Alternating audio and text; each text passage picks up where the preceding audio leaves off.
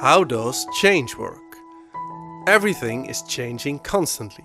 Planetary systems change, but also the cells in your body are constantly changing automatically.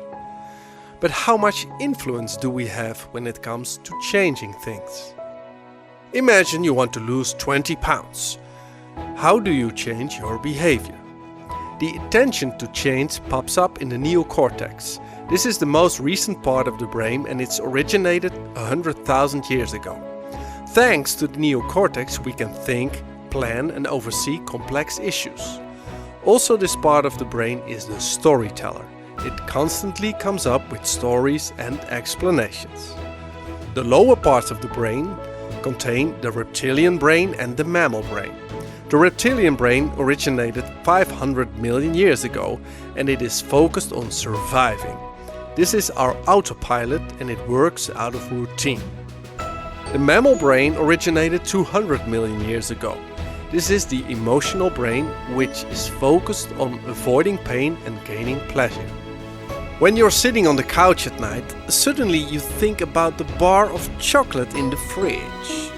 No, says the neocortex, you are on a diet. You have to lose 20 pounds, so no chocolate.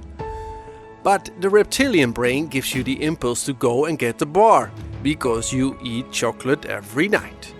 And the mammal brain wants the pleasure of eating the chocolate. The neocortex tries to resist the temptation, but the more often it steps on the brake during the day, the worse the brake starts to work, and eventually you'll see yourself walking to the fridge. Once you are sitting on the couch eating the bar, the neocortex comes up with a new story. Just one bar doesn't matter. Well, I'll eat less tomorrow. And it's important to enjoy life. This is what we call cognitive dissonance. Of all the people that start a diet, only 13% succeed and 87% of the people become heavier after the diet than before. Good intentions, positive thinking, making goals, it all are nice ideas from the storyteller in our head. But the older and more dominant parts of the brain really don't care much about all these stories. A change can only take place when the three parts of the brain cooperate. This can happen when there is a passion or an urgency. Passion. Imagine you want to learn to play the guitar. You notice that it's a lot of effort to get your fingers on the right position and at the same time hit the right strings with the other hand. The reptilian brain doesn't cooperate because this is not its normal routine. The mammal brain doesn't cooperate either because the pain and effort is bigger than the reward. That's why most people give up quite easily. But when there is a passion, it can go differently. The strong intention from the neocortex makes sure you keep practicing. The reward of hearing the first nice sounds can stimulate the mammal brain to go on, and the reptilian brain starts to learn new techniques. The more you practice, the more it gets automated and the easier it becomes. Urgency.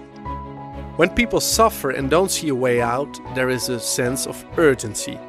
This happens when people are exhausted from working too much, having a burnout. The neocortex says things need to change. And the mammal brain experiences pain and looks for new ways to get pleasure. The routine in which you got stuck now needs a change. And so new connections in the brain can be made and the reptilian brain eventually changes. But do you control passion and urgency? No, there's not an I inside the brain steering the wheel. It's an amazing cooperation between 100 billion neurons in which intentions, passions and urgencies come and go.